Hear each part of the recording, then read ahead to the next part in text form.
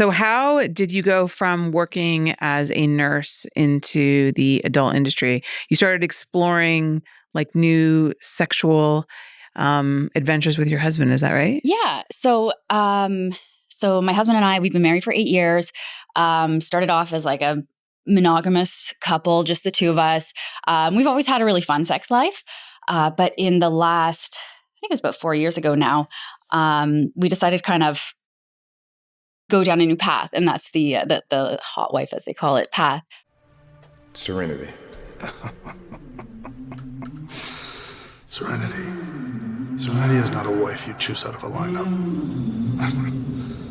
A man as weak as yourself.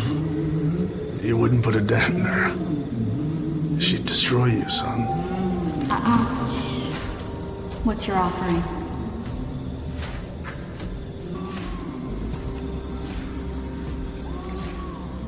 When I ask you to use me, it's not because I have no respect for myself. I ask you to use me for your needs, because you respect me enough to be honest about what it is you truly desire.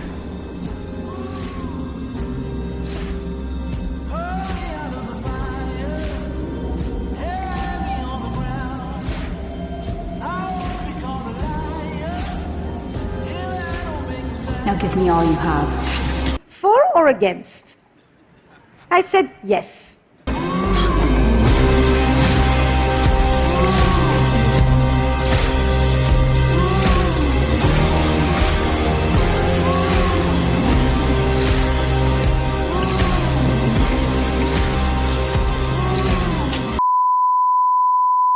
Things got a lot more intense during the pandemic. I was working as an emergency nurse. Things were crazy at work. This world is ending and everything's crazy. Let's just be ourselves and do what we want to do. So we downloaded Tinder and we started talking to real people, or I did. And we'd swipe through guys together. I could actually do something with one of these guys. And it got so hot and so intense that eventually I did. When you were going out the first time, were you like super nervous on this It date? was a whole mixture. Excitement, nervous. He was so excited. It was during the pandemic, so we met in a park. Was your husband there, or was it just you and No, I took an Uber and I went and met the guy on my own. After being so many years monogamous with him, going out outside of my marriage to meet this guy, we sat in the park and had a date. Okay, do you want to come back to my place? He said that to you? He said that to me. And then I like texted my husband. I'm like, he's asking me back to his place. And what's your husband doing? Should I go?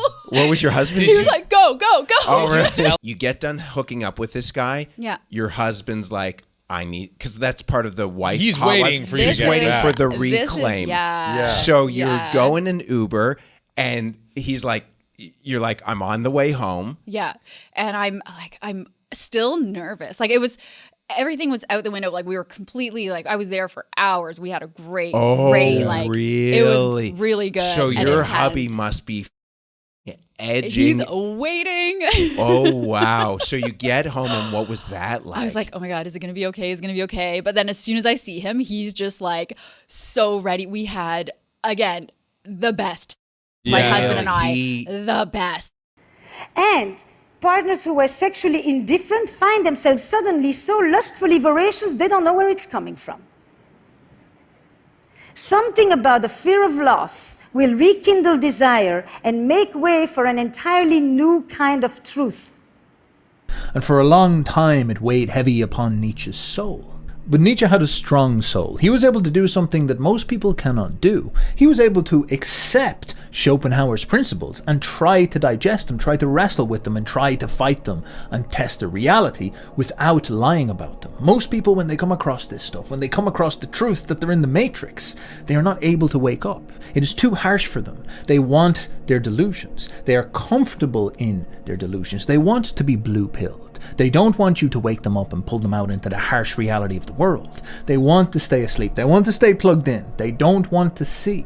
They don't want to know. They do not want the truth. They want the comfortable, sweet little lives that they can have. They want to simp for the giant ant queen that enslaves them and keeps them held up in tyranny while they torture all the little animals and transform them into chicken tendies. Nietzsche was not like this. Nietzsche faced Schopenhauer's reality head on. He accepted that this was the truth, but he felt that there was something wrong with this. How could the truth be this pessimistic? How could reality be this bleak? Is this really the right way to look at reality? Now, of course, How we look at reality is actually a very significant part of Nietzsche's philosophy. He is famous for saying there are no facts, there are only interpretations, or more specifically, our perspective on the world is what is unique to us.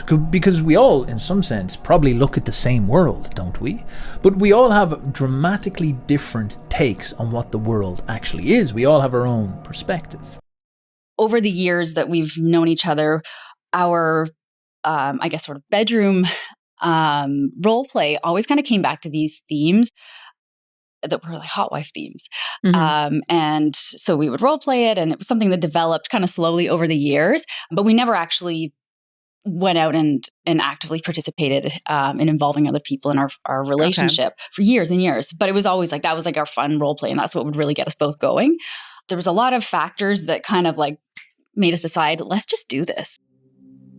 Jung encountered Lilith in his study of Gnostic and alchemical texts, and he recognized immediately what she represented.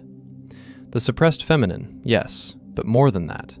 The aspect of consciousness that refuses to be controlled, that values freedom over security, that won't submit even to divine authority if that authority demands submission. In psychological terms, she represented what Jung called the anima, in her autonomous, powerful form. Not the passive, receptive feminine that patriarchal consciousness can tolerate, but the active, creative, dangerous feminine that must be demonized because it threatens male ego's need for control.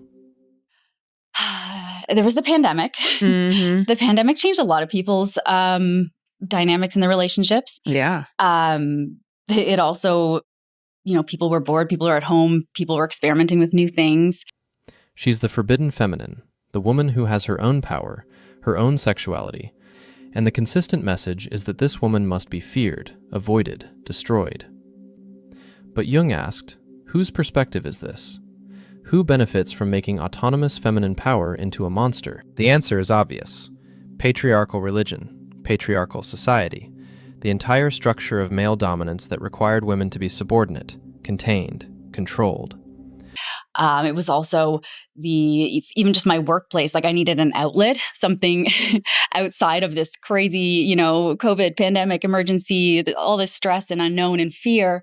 And then come home and some people had outlets that were, hobbies or sports or activity or yoga. Baking bread. A lot of people were baking bread during COVID. I said, screw it to the bread. Let's have a better sex life. Let's do crazy, kinky things.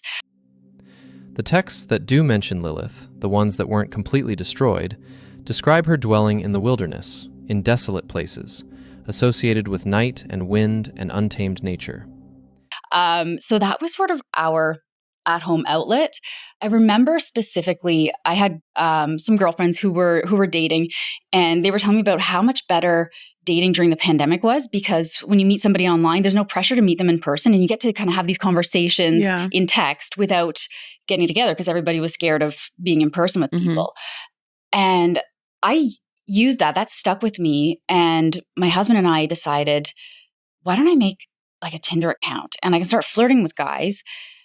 And nobody's going to expect me. I can be like, oh, pandemic, sorry, I can't come over. Yeah. We're just going to flirt a bit. Yeah. And that was the first step into sort of evolving our sex life into not just role play, but involving, I guess, other forms like actual people, but from a safe distance, just over the phone. Like I would be, sexting or something. And then my husband and I would have this like amazing sex afterwards.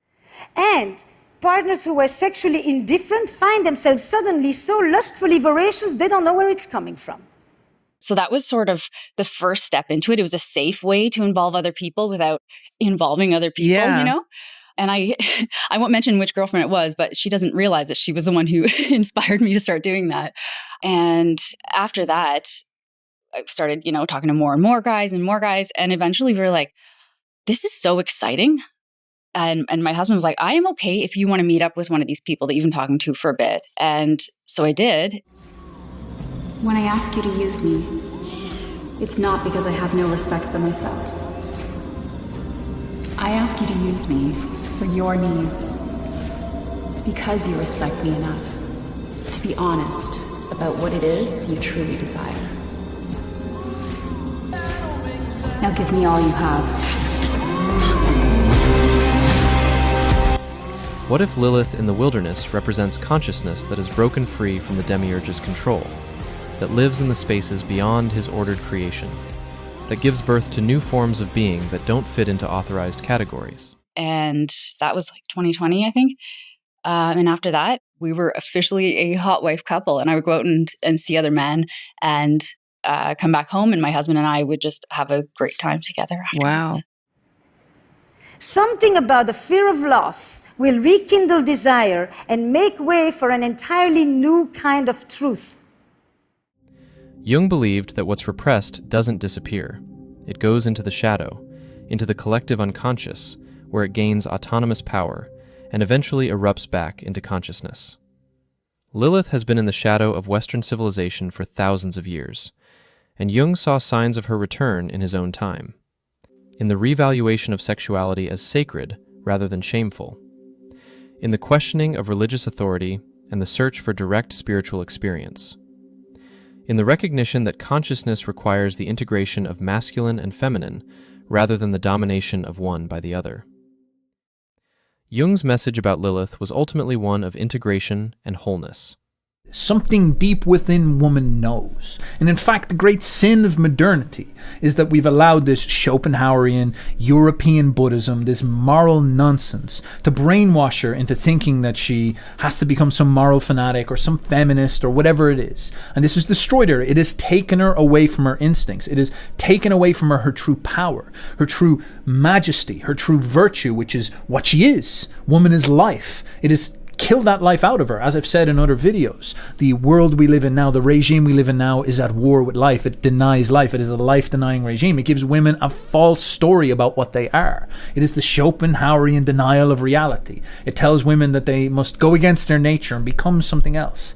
Anything but yourself, because you are nature, and your urges and your passions and your desires follow along with that. But Nietzsche's trying to redeem that. He's trying to acknowledge that. I'll see you later, people. Have a good one. Bye-bye.